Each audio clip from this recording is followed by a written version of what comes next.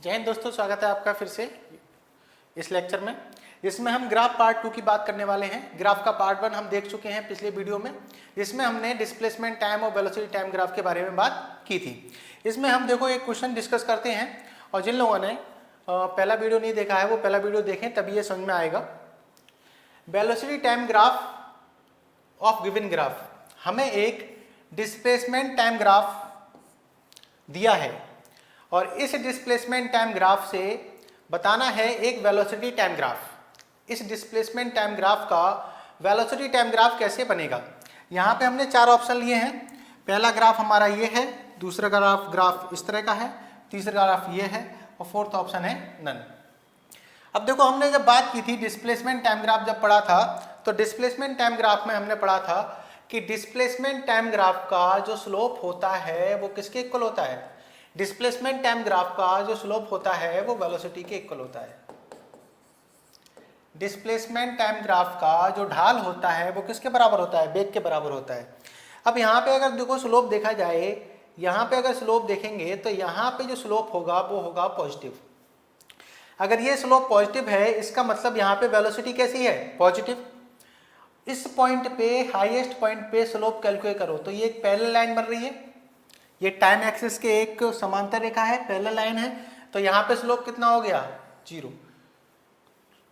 और अगर यहाँ पे देखा जाए इस पॉइंट पे, तो इस पॉइंट पे स्लोप कैसा हो गया? नेगेटिव। मतलब यहाँ पे स्लोप है पॉजिटिव, मतलब यहाँ पे वेलोसिटी कैसी है? पॉजिटिव। इस पॉइंट पे वेलोसिटी एक क्षण के लिए कितनी हो गई है? 0, 0, और यहाँ पे हो गई है नेगेटिव। तो मतलब पहले वेलोसिटी पॉजिटिव है, फिर बीच में 0 हो गई है और फिर नेगेटिव हो गई है। तो ऐसा कोई ग्राफ हो जिसमें वेलोसिटी पहले पॉजिटिव हो, फिर 0 हुई हो और फिर नेगेटिव हुई हो, ऐसा कोई ग्राफ वेलोसिटी टाइम ग्राफ हो जाएगा।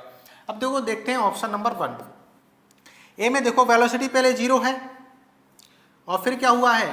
फिर इंक्रीज हुई है और इंक्रीज होकर डिक्रीज होकर फिर 0 हो गई है। तो वेलोसिटी पहले इंक्रीज हुई और फिर डिक्रीज हुई फिर 0 हो गई, ऐसा ग्राफ तो नहीं है। ठीक है, ये ग्राफ पॉसिबल नहीं है। क्यों? क्योंकि देखो यहाँ वेलोसिटी पहले पॉजिटिव है, फिर 0 हो गई है, फिर नेगेटिव हो गई है, लेकिन यहाँ पे हमेशा वेलोसिटी कैसी है? पॉजिटिव। तो ये वाला ग्राफ नहीं होगा।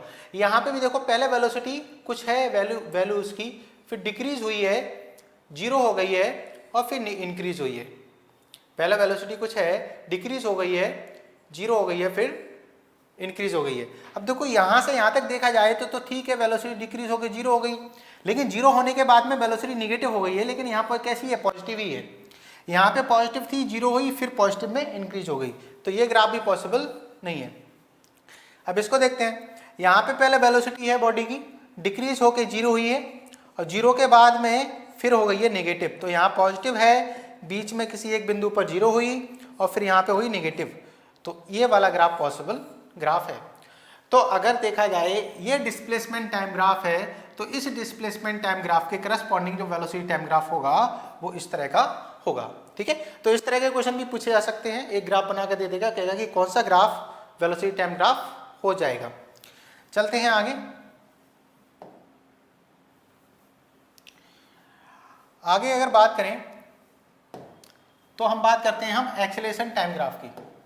एक्सेलरेशन टाइम ग्राफ, हमारा जो तीसरा ग्राफ है वो है एक्सेलरेशन टाइम ग्राफ, जिसमें एक एक्सिस पे एक्सेलरेशन है, दूसरे एक्सिस पे टाइम है।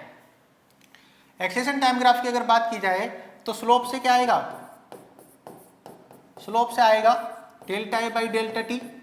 अब वो ऐसी कोई क्वांटिटी होती नहीं है, ठीक है, delta A by delta T directly आपसे कैलकुलेट कर पाए, तो delta A by delta T ये तो कुछ आया नहीं, लेकिन अगर इसके एरिया से देखा जाए, एरिया, तो इसका जो एरिया आएगा, इस ग्राफ का जो एरिया आएगा, ये वाला जो एरिया है, ये एरिया किसके इक्वल होगा?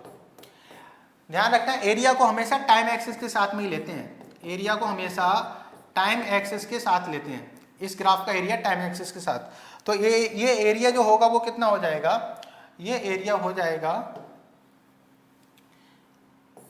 a इंटू टी के इक्वल। ठीक है, एरिया में 2 का मल्टीप्लाई होता है, एरिया में दोनों का मल्टीप्लाई होता है, तो a इंटू टी के बराबर हो जाएगा। a इंटू टी किसके बराबर होता है? a इंटू टी बराबर होता है वेलोसिटी। एरिया इक्वल होता है A into T equal to velocity. तो ए इंटू टी किसके इक्वल हो जाएगा? वेलोसिटी। ठीक है, तो इसका जो एरिया होगा एक्सेलरेशन टाइम ग्राफ का जो एरिया होगा वो किसके इक्वल आ रहा है? वेलोसिटी के। तो इसके एरिया से वेलोसिटी कैलकुलेट हो सकती है। Means area of AT graph is equal to velocity. AT graph का क्षेत्रफल वेग के बराबर होता है। एटी ग्राफ का क्षेत्रफल वेग के बराबर होता है। ठीक है, अब हमने तीनों ग्राफ पढ़ लिए हैं। हमने डिस्टेंस टाइम ग्राफ पढ़ लिया है, वेलोसिटी टाइम ग्राफ पढ़ लिया है और एक्सीलरेशन टाइम ग्राफ पढ़ लिया है। ठीक है, अब हम बात करते हैं आगे।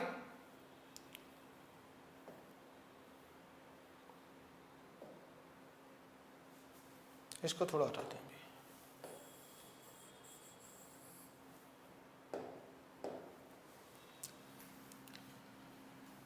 सबसे पहले हमने डिस्प्लेसमेंट टाइम ग्राफ देखा। डिस्प्लेसमेंट टाइम ग्राफ देखा। डिस्प्लेसमेंट टाइम ग्राफ का स्लोप किसके बराबर होता है? स्लोप वेलोसिटी के बराबर होता है। ठीक है, डिस्प्लेसमेंट टाइम ग्राफ का स्लोप किसके बराबर होता है? वेलोसिटी के बराबर होता है। फिर हमने वेलोसिटी टाइम ग्राफ देखा बीटी। इसका एक तो देखा स्लोप, बीटी ग्राफ का स्लोप। बीटी ग्राफ का स्लोप किसके बराबर हो गया था? स्लोप बराबर हो गया था एक्सीलरेशन के। और एरिया किसके बराबर हो गया था? एरिया हो गया था डिस्प्लेसमेंट या डिस्टेंस के। एरिया हो गया था डिस्टेंस या डिस्प्लेसमेंट के। अब कैसे डिस्टेंस और डिस्प्लेसमेंट के इक्वल लेते हैं ये हमने पहले वीडियो में देखा है, और जाके आप लोग देख सकते हैं कि किस तरह से डिस्टेंस और डिस्प्लेसमेंट कैलकुलेट हम कर सकते हैं एक वीटी ग्राफ से। और थर्ड हमने देखा एटी ग्राफ, त्वरण समय ग्राफ, एक्सीलरेशन टाइम ग्राफ। इसका जो एरिया होता है वो किसके इक्वल होता है? वेलोसिटी के। इसका जो एरिया होता है वो किसके इक्वल होता है? वेलोसिटी के इक्वल होता है। ठीक है, तो हमें देखना है डिस्प्लेसमेंट टाइम ग्राफ का स्लोप किसके इक्वल? वेलोसिटी के। अगर हमें डिस्प्लेसमेंट टाइम ग्राफ से वेलोसिटी पूछा जाए तो हम स्लोप को कैलकुलेट कर लेंगे। ऐसे ही हमें बीटी ग्राफ से अगर एक्सेलरेशन पूछा जाता है तो हम स्लोप कैलकुलेट कर लेंगे, और अगर डिस्टेंस और डिस्प्लेसमेंट पूछा जाता है बीटी ग्राफ से तो हम एरिया कैलकुलेट कर लेंगे। और एटी ग्राफ में अगर हमसे वेलोसिटी पूछा जाता है तो हम एरिया कैलकुलेट कर लेंगे एटी ग्राफ का, तो वेलोसिटी के इक्वल होगा। ठीक है, अब देखो पूरा ग्राफ जो हमने पढ़ा है, पूरा ग्राफ जो भी हमने पढ़ा है उसको अगर हम इलेबोरेट करें, कंबाइन करें, तो हमें ग्राफ में बस दो ही चीज़ें समझ में आती हैं। कोई भी ग्राफ हो, ये वाई एक्सिस कॉमन ले लेते हैं, Y and X and Y axis हैं दोनों ग्राफ में, या फिर तो किसी स्लोप से क्वेश्चन बना देगा। स्लोप में क्या होता है? स्लोप में डेल्टा बाई डेल्टा एक्स होता है, बताया था मैंने पहले। या फिर एरिया से क्वेश्चन बना देगा, एरिया में क्या होता है? y इंटू एक्स होता है।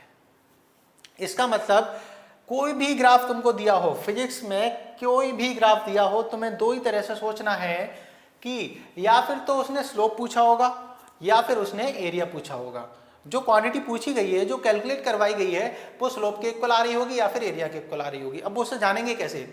देखो, स्लोप में दोनों का हो जाता है डिवाइड, दोनों को भाग कर देते हैं, इस y वाले को x वाले से भाग करते हैं, और एरिया में क्या होता है? दोनों का मल्टीप्लाई, दोनों की गुणा कर देते हैं, y वाले की x से।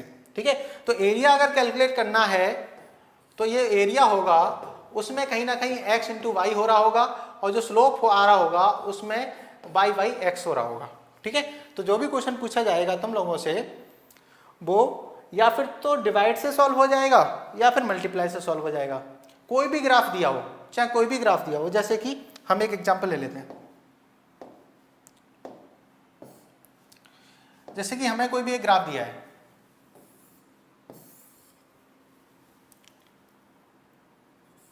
हमें दिया है फोर्स और टाइम ग्राफ, फोर्स और टाइम का ग्राफ दिया है, फोर्स और टाइम का ग्राफ दिया है इस तरह से, और हमसे इंपल्स पूछ रहा है। क्या पूछ रहा है? इम्पल्स, आवेग हमसे पूछा है, फोर्स और टाइम का ग्राफ देके हमसे आवेग पूछा है कि इम्पल्स बताओ कितना होगा। ठीक है, अब देखो तुम लोग कैसे सोचोगे, तुम लोग ऐसे सोचोगे, देखो कोई जो ग्राफ दिया है उससे इम्पल्स दो ही तरह से कैलकुलेट हो सकता था, या फिर तो f इंटू टी करके कुछ आता, या फिर f बाई टी करके कुछ आता, क्योंकि y एक्सिस पे क्या है, y एक्सिस पे ये फोर्स है, तो फोर्स डिवाइडेड बाई टाइम करके कुछ आ जाएगा, स्लोप से कुछ आ जाएगा, या फिर फोर्स इंटू टाइम करके एरिया से कुछ आ जाएगा। अब तुम्हें बस इतना ध्यान रखना है कि इम्पल्स का फॉर्मूला होता क्या है, इम्पल्स का फॉर्मूला होता है f इंटू टी, एफ और टी की टर्म में इम्पल्स का फॉर्मूला क्या होता है आवेग का, एफ इंटू टी। अब देखो एफ इंटू टी क्या है, एफ इंटू टी में मल्टीप्लाई है कि नहीं, दोनों का गुणा हो रहा है कि नहीं, एफ इंटू टी में मल्टीप्लाई है, इसका मतलब इस ग्राफ का जो एरिया होगा, इस ग्राफ का जो एरिया होगा वो किसके इक्वल होगा, वो इम्पल्स के इक्वल होगा। ठीक है, इस तरह से ग्राफ के क्वेश्चन को सोचना है। ग्राफ के क्वेश्चन को तुम्हें कैसे सोचना है, जैसे कि इसका जो एरिया होगा वो किसके इक्वल होगा, इम्पल्स के बराबर हो जाएगा। कैसे पता चला, क्योंकि इम्पल्स का फॉर्मूला होता है एफ इंटू टी, और एफ इंटू टी मतलब एरिया, एरिया में दो डायमेंशन की मल्टीप्लाई होती है हमेशा, तो एफ इंटू टी करेंगे तो एरिया आएगा, और अगर एफ बाई टी करके आ रहा होता तो स्लोप कैलकुलेट कर लेते। मतलब जो क्वांटिटी पूछी गई है, जो भी क्वांटिटी पूछी गई है वो अगर मल्टीप्लिकेशन से आ रही है तो मतलब एरिया, और अगर डिवाइड से आ रही है तो मतलब स्लोप। दो ही तरह के क्वेश्चन पूछे जाएंगे, इसी कॉन्सेप्ट को याद रखना, कोई भी ग्राफ का क्वेश्चन आएगा तुम लोग सॉल्व कर ले जाओगे। क्लियर। अब देखो एक एग्जांपल और मैं बता देता हूं,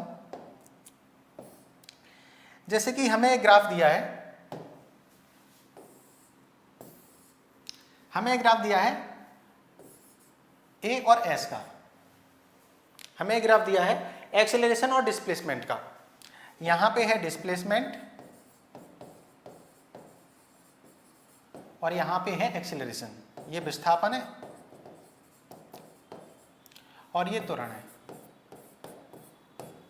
ठीक है, त्वरण और विस्थापन ग्राफ है। अब त्वरण और विस्थापन ग्राफ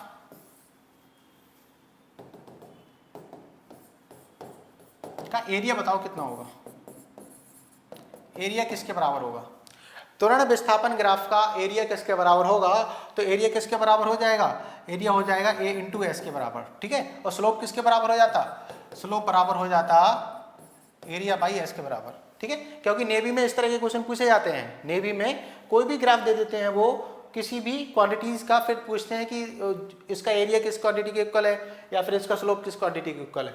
तो तुम लोग देख लो, एरिया की बात करें ए इंटू एस, ठीक है, अब a इंटू एस किसके बराबर होता है, a इंटू एस बराबर होता है वी स्क्वायर के।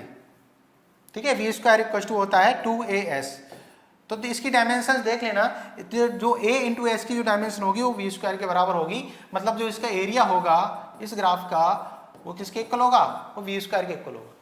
क्लियर, वी स्क्वायर को रिप्रेजेंट कर रहा होगा वेलोसिटी स्क्वायर। तो इस तरह के क्वेश्चंस बन सकते हैं।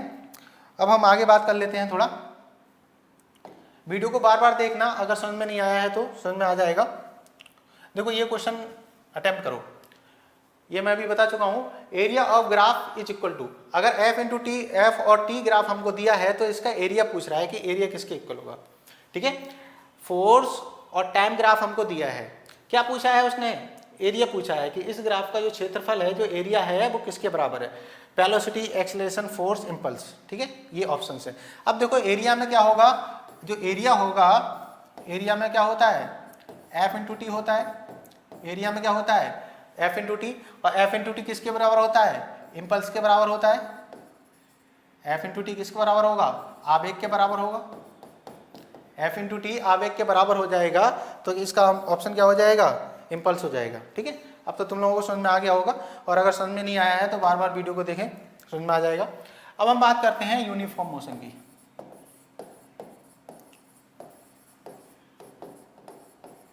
यूनिफॉर्म मोशन मतलब एक समान गति,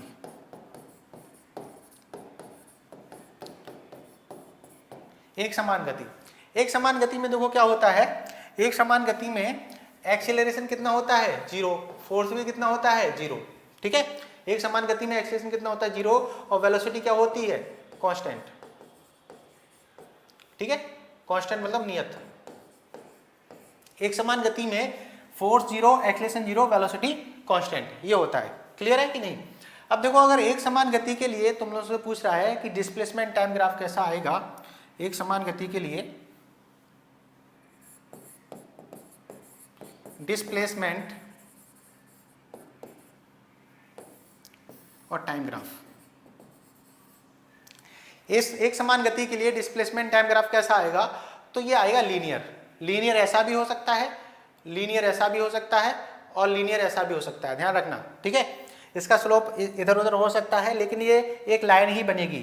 डिस्प्लेसमेंट टाइम ग्राफ हमेशा कैसा आएगा, लीनियर आएगा। लीनियर मतलब रेखीय आएगा, ठीक है, रेखीय आएगा। अब अगर हम बात करें वेलोसिटी टाइम ग्राफ की,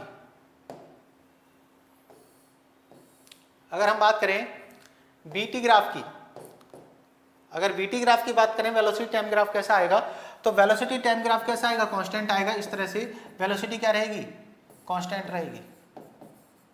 अगर यूनिफॉर्म मोशन है तो यूनिफॉर्म मोशन में डिस्प्लेसमेंट टाइम या फिर डिस्टेंस टाइम ग्राफ कैसा आएगा, लीनियर आएगा, ठीक है, एक रेखीय आएगा। और वेलोसिटी टाइम ग्राफ कैसा आएगा, कांस्टेंट आएगा, velocity parallel to time axis आएगा। और अगर एक्सीलरेशन टाइम ग्राफ की बात करें तो एक्सीलरेशन टाइम ग्राफ कैसा आएगा, एक्सीलरेशन टाइम ग्राफ आएगा A=0, इस टाइम एक्सिस के ऊपर A=0। तो यहाँ पे A=0 है एक्सीलरेशन टाइम ग्राफ, एक्सीलरेशन इसमें 0 है और वेलोसिटी कैसी है, कांस्टेंट है। और डिस्प्लेसमेंट कैसा है, इंक्रीजिंग है या फिर डिक्रीजिंग भी हो सकता है, या फिर डिक्रीजिंग भी हो सकता है। मैं बना के भी दिखाता हूं। जैसे कि अगर मान लो वेलोसिटी डिक्रीज हो रही है, ठीक है, वेलोसिटी डिक्रीज हो रही है, तो displacement time graph xt graph कैसा आएगा, इस तरह का आएगा। वेलोसिटी टाइम ग्राफ कैसा आएगा, क्योंकि डिस्प्लेसमेंट क्या हो रहा है, कम हो रहा है, डिस्प्लेसमेंट कम हो रहा है तो वेलोसिटी क्या है, नेगेटिव आएगा। वेलोसिटी कैसी होगी, नेगेटिव में होगी, लेकिन कांस्टेंट ही रहेगी क्योंकि यूनिफॉर्म मोशन है। यूनिफॉर्म मोशन का ही ग्राफ हम बना रहे हैं, ठीक है, एक समान गति का ग्राफ बना रहे हैं। और एक्सीलरेशन कैसा आएगा, एक्सीलरेशन इस कंडीशन में भी 0 होगा, ठीक है। ये कौन सी कंडीशन है, देखो पहले वाली जो कंडीशन थी वो कौन सी थी, इस कंडीशन में तुमने अपनी गाड़ी का एक्सीलरेट किया है, गाड़ी को एक्सीलरेट किया है, मतलब अपनी स्पीड को बढ़ाया है, सॉरी एक्सीलरेट नहीं किया है, ठीक है। देखो ये जो डिस्प्लेसमेंट है इसमें इंक्रीज हो रहा है, तुम एक ही स्पीड से एक डायरेक्शन में जा रहे हो, सेम स्पीड से इस डायरेक्शन में जा रहे हो, ठीक है, सेम स्पीड से तुम इस डायरेक्शन में जा रहे हो। जैसे 20 मीटर पर सेकंड है तो 20 मीटर पर सेकंड से ही इस डायरेक्शन में जा रहे हो, इसी डायरेक्शन को तुमने पॉजिटिव कंसीडर किया है, इस डायरेक्शन में जा रहे हो, इसी डायरेक्शन को तुमने पॉजिटिव कंसीडर किया है। अब सेकंड वाला जो ग्राफ है इसमें तुमने इस डायरेक्शन को पॉजिटिव कंसीडर किया है, लेकिन तुम जा किधर रहे हो, जा रहे हो 20 मीटर पर सेकंड से सेम स्पीड से इस डायरेक्शन में, क्लियर। तो देखो इस केस में तुमने पॉजिटिव डायरेक्शन इसे कंसीडर किया है और तुम जा भी सेम डायरेक्शन में रहे हो, वो भी सेम स्पीड से। और इस केस में तुमने पॉजिटिव डायरेक्शन तो इसे कंसीडर किया है, लेकिन तुम जा रहे हो अपोजिट डायरेक्शन, वो भी सेम स्पीड से। तो जो डिस्प्लेसमेंट टाइम ग्राफ होगा वो डिक्रीजिंग होगा, वेलोसिटी तो कांस्टेंट ही रहेगी लेकिन नेगेटिव होगा, और एक्सीलरेशन भी यहाँ पे 0 होगा, ठीक है। अब हम बात करते हैं नेक्स्ट एक्सीलरेटेड मोशन की। एक्सीलरेटेड मोशन, त्वरित गति। त्वरित गति की बात करते हैं। त्वरित गति में क्या होता है, त्वरित गति में वेलोसिटी क्या होती है, इंक्रीज होती है। एक्सीलरेशन कैसा रहता है, पॉजिटिव। एक्सीलरेशन कैसा रहता है, पॉजिटिव। वेलोसिटी, वेग इंक्रीज होता है, बढ़ता है, वेग बढ़ता है, ठीक है। तो अगर इसमें हम डिस्प्लेसमेंट टाइम ग्राफ बनाने की कोशिश करें,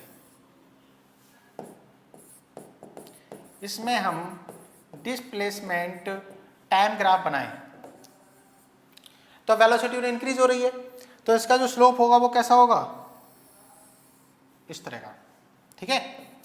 इसका स्लोप किसके बराबर होता है, वेलोसिटी के बराबर होता है। अब तो ये जान चुके हो इसका स्लोप किसके बराबर होता है, वेलोसिटी के बराबर होता है।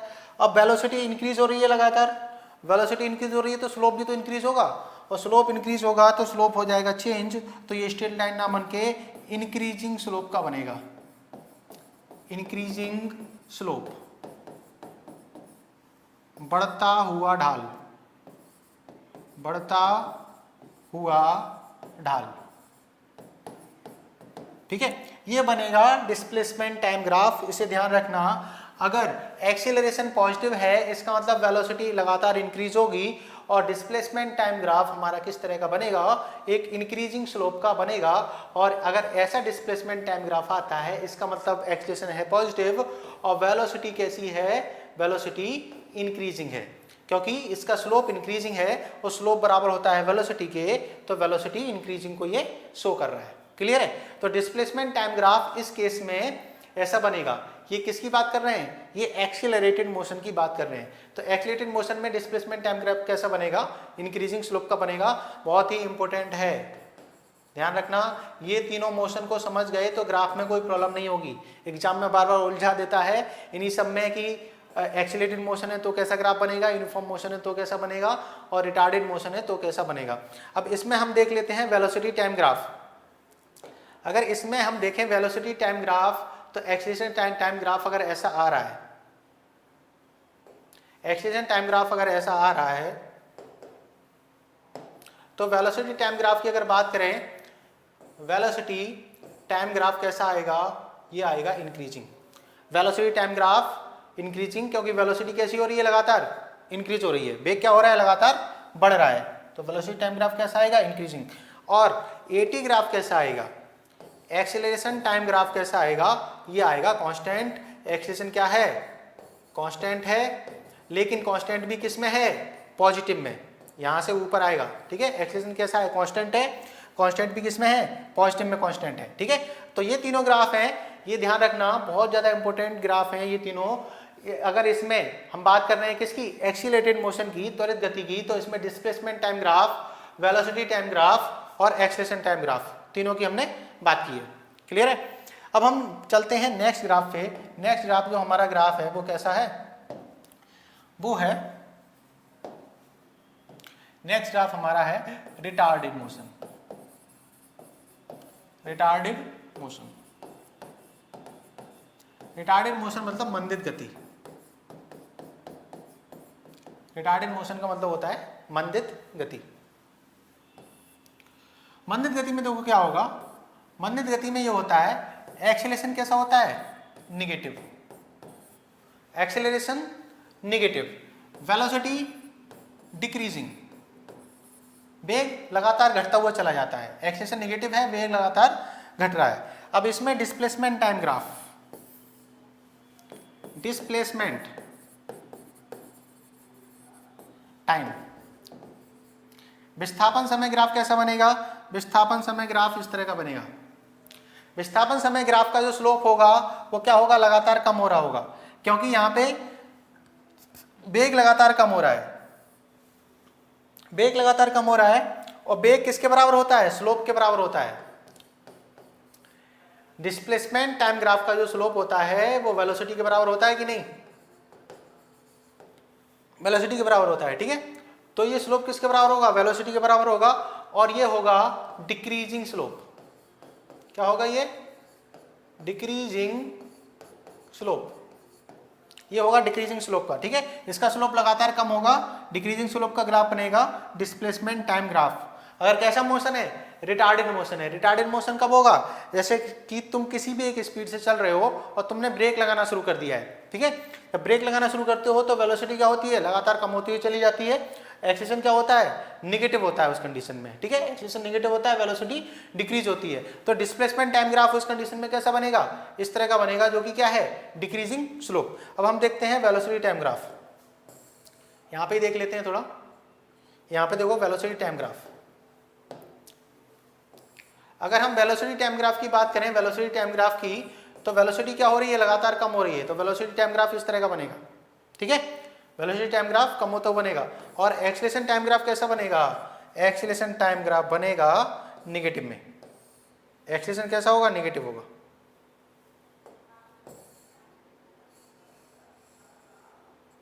एक्सेलेरेशन टाइम ग्राफ देखते हैं। देखो एक्सेलेरेशन कैसा होगा, नेगेटिव, ठीक है। एक्सेलेरेशन कांस्टेंट रहेगा इसमें, लेकिन ये नेगेटिव रहेगा। तो हमने तीनों मोशन की बात की, यूनिफॉर्म मोशन की बात की, एक्सीलरेटेड मोशन की बात की और रिटार्डेड मोशन की बात की। रिटार्डेड मोशन में देख लो, डिस्प्लेसमेंट टाइम ग्राफ ये ऐसा बन रहा है, वेलोसिटी टाइम ग्राफ लगातार घट रहा है, ये स्ट्रेट लाइन है, और एक्सेलेरेशन टाइम ग्राफ कैसा है, नेगेटिव है। एक्सेलेरेशन नेगेटिव में कांस्टेंट है, ठीक है। तो तीनों मोशन की हमने बात की है। अब देखो ये तीनों मोशन को, ये जो तीनों मोशन है ये मोस्ट इंपॉर्टेंट ग्राफ है। इसके जो 9 ग्राफ हो गए, तीनों मोशन में 9 ग्राफ पढ़े हैं। इन 9 ग्राफ को तुम लोगों को जरूर आना चाहिए, यहां से ही क्वेश्चन आता है। मैंने पूरा कॉन्सेप्ट कवर करवा दिया है ग्राफ का। हम इन 9 ग्राफ को पढ़ने के बाद में हम ये भी जानते हैं कि ग्राफ से 2 ही तरह के क्वेश्चन बनते हैं, या फिर तो स्लोप से या फिर एरिया से, ठीक है। ये भी हम लोगों को पता है कि इस तरह के क्वेश्चन बनते हैं। अब देखो हम बात करेंगे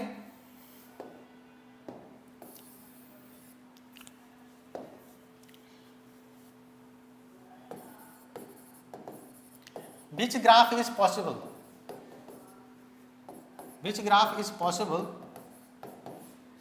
या नॉट पॉसिबल। कौन सा ग्राफ पॉसिबल है, कौन सा नहीं है, ये क्वेश्चन बन सकता है, कभी कभी बन जाता है कि कब ग्राफ पॉसिबल कोई होगा, कब नहीं होगा। अगर हमारे पास कोई एक डिस्टेंस टाइम ग्राफ है, डिस्टेंस टाइम ग्राफ, बताओ पॉसिबल है कि नहीं। डिस्टेंस टाइम पॉसिबल है कि नहीं। यहां से डिस्टेंस टाइम ग्राफ हम बना सकते हैं, एक यहां से हम ऐसे बना रहे हैं। बताओ इन दोनों में कौन सा ग्राफ है। देखो यहाँ पे एक डिस्टेंस टाइम ग्राफ है, ये दूसरा है, ये तीसरा है। इन दोनों को अलग, इन तीनों को अलग अलग मान लो। तो देखो ये वाला डिस्टेंस टाइम ग्राफ अगर ऐसा बनाएं, ये पॉसिबल है कि नहीं है। ये वाला जो ग्राफ ए है, B and C, A B C में बताओ तीनों पॉसिबल हैं, या फिर इनमें से कोई भी 2 पॉसिबल है, या फिर कोई भी पॉसिबल नहीं है। तो देखो ए वाला पॉसिबल है।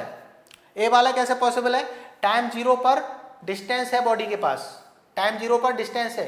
ऐसा हो सकता है टाइम 0 पर डिस्टेंस हो, बिल्कुल हो सकता है, क्योंकि टाइम 0 कब होता है, टाइम 0 तब होता है जब ऑब्जर्वर ने बॉडी को ऑब्जर्व करना शुरू किया है, ठीक है। जब ऑब्जर्वर ने, जब किसी ने बॉडी को देखना शुरू किया है, तब से उसका टाइम शुरू होता है।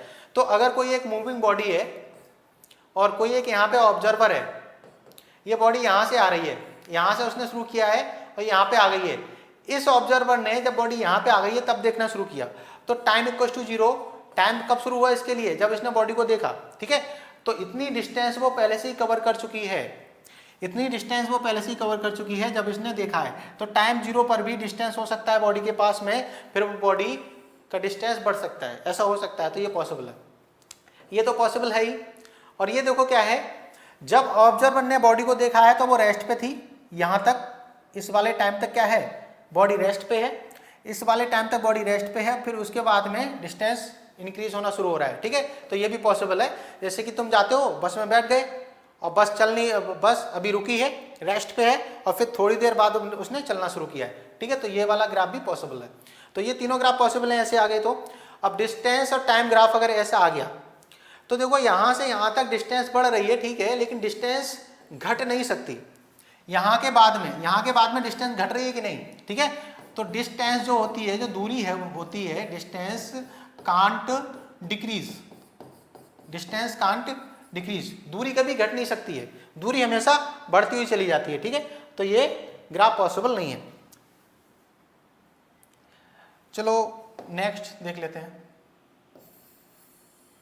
नेक्स्ट ग्राफ बनाते हैं। देखो अगर हम एक ऐसा ग्राफ बनाएं, यहां पे डिस्प्लेसमेंट है, विस्थापन है,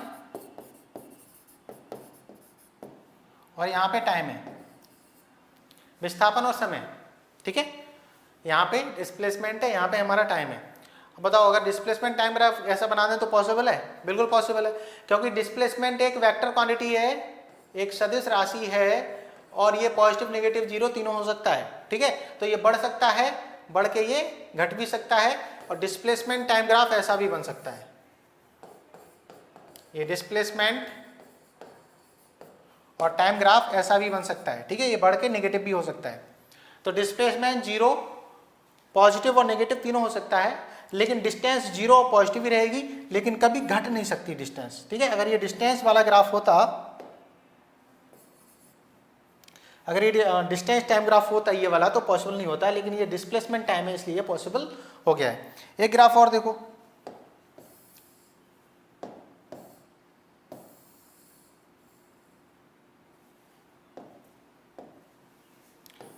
अगर हम स्पीड टाइम ग्राफ बना लें, स्पीड मतलब चाल और समय ग्राफ बनाएं, स्पीड टाइम ग्राफ बनाएं तो क्या होगा, देखो स्पीड टाइम ग्राफ कैसे पॉसिबल होगा, कैसे नहीं होगा। ये स्पीड टाइम ग्राफ पॉसिबल है, स्पीड और टाइम ग्राफ बना रहे हैं, बताओ इन दोनों ग्राफ में से कौन सा पॉसिबल है। अब देखो स्पीड के केस में क्या होगा, स्पीड बढ़ सकती है, मैक्सिमम हो सकती है, घट सकती है, घट के जीरो हो सकती है, ठीक है। ये हो सकता है, स्पीड बढ़ सकती है और घट भी सकती है, लेकिन स्पीड बढ़ के घट के और नेगेटिव नहीं हो सकती, कांट बी नेगेटिव, ठीक है। चाल कभी नेगेटिव नहीं होगी, क्योंकि चाल कैसी क्वांटिटी है, स्केलर क्वांटिटी है, अदिश राशि है। तो ये वाला ग्राफ यहाँ पे पॉसिबल नहीं है, तो ये वाला ग्राफ पॉसिबल नहीं है स्पीड के केस में, और ये ग्राफ पॉसिबल है। लेकिन अगर वेलोसिटी केस में देखा जाए, अगर हम वेलोसिटी केस में देखें, वेलोसिटी केस में ग्राफ सब पॉसिबल होगा, ठीक है। ऐसे भी पॉसिबल होगा, वेलोसिटी बढ़ सकती है, घट सकती है और नेगेटिव भी हो सकती है, क्लियर है। तो इस वीडियो को पूरा देखने के बाद में तुम लोगों का ग्राफ का जो कॉन्सेप्ट होगा वो क्लियर हो जाना चाहिए, ठीक है। सभी मैंने पूरा ग्राफ थोड़े से जल्दी किया है, लेकिन पूरा ग्राफ कवर कराने की कोशिश की है, हर कोई कॉन्सेप्ट मैंने कवर करा दिया है कि ग्राफ कोई पॉसिबल होगा या नहीं होगा। इस वीडियो को जरूर शेयर करें, ठीक है। अब मिलेंगे नेक्स्ट वीडियो में, तब तक के लिए जय हिंद।